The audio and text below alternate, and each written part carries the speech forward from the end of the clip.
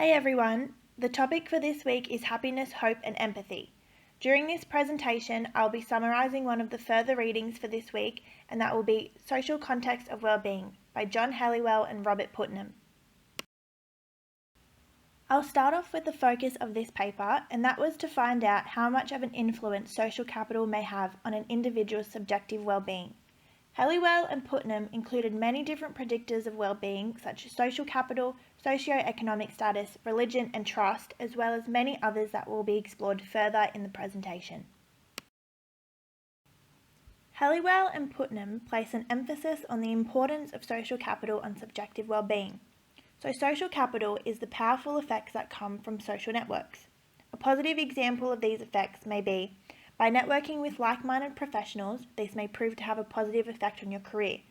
Or by networking with your neighbours over a neighbourhood barbecue, this may deter crime within that community. This will have a positive effect on all individuals from that neighbourhood, even those who did not attend the barbecue. Social capital is embodied in the bonds amongst family members, friends and neighbours, in the workplace, at church and even in virtual communities. Helliwell and Putnam stated that by having these vibrant social networks, it led to lower crime rates, improved child welfare, improved education, better public health, more effective government administration, reduced police corruption and lower levels of tax evasion. This inevitably leads to higher rates of subjective well-being amongst those in the community. Subjective well-being is best predicted by one's social connections. Individuals who have supportive friendships, friendly neighbours and close co-workers are less likely to experience sadness or loneliness, low self-esteem or experience problems with eating or sleeping. Many of the participants who took part in Helliwell and Putnam's study reported that they believed having successful social connections would contribute more to their well-being than fame or money. Social capital is not all positive, however. There have been many cases in which social capital has been used to finance and conduct issues such as terrorist attacks, which will lead to a decline in well-being. The next concept that will be discussed is socio-economic status and how this may influence subjective well-being. Helliwell and Putnam found that for individuals who were from a lower socio-economic background, their rate of income did have a significant negative impact on their well-being. However, if they were able to compare their income to someone else's whose income was lower, this did bring them some sense of satisfaction. In comparison, with an individual from a higher socio-economic background, their income and material possessions only provided a modest effect on their well-being. Unemployment was shown to have a negative effect on well-being, but it was not just low income that played a part in this. It was also the loss of social capital, as well as an increase in family stress and lower self-esteem.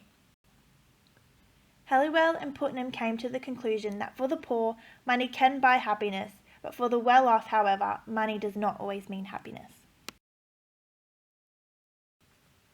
Further into the reading, Helliwell and Putnam stated that 40 years ago, the happiest person was young, healthy, well-educated, well-paid, extroverted, optimistic, worry-free, religious, married, had high self-esteem, high job morale and modest aspirations.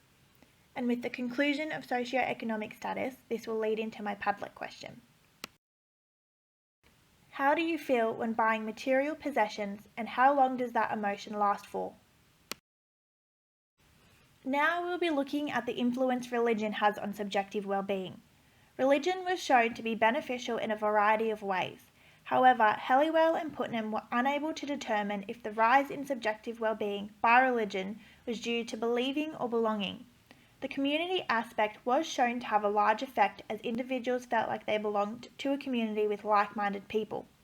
Furthermore, this sense of belonging led to trust within these groups.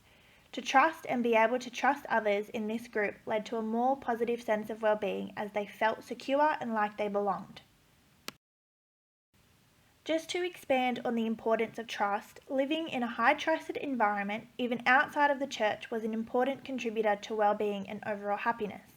Trust in authority, such as the police and the government, was reported to be especially important, as well as trust in family, friends, co-workers and neighbours.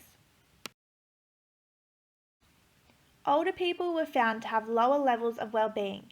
However, they were found to be overall satisfied with their life. It was generally due to poor physical health that led to this lower sense of well-being.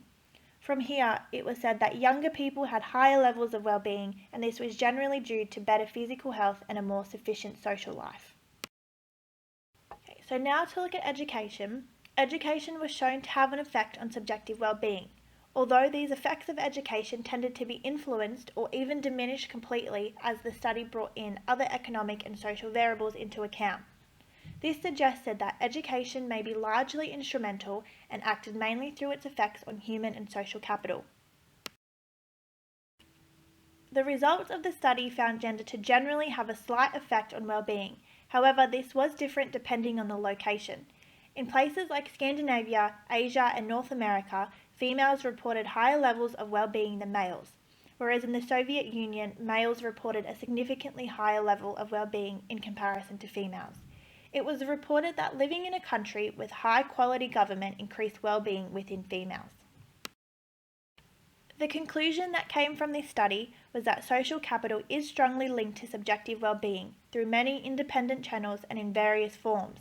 Marriage and family, friendships with friends, neighbours and co-workers, individual and collective civil engagement, and trustworthiness are all independently related to overall well-being, happiness and life satisfaction.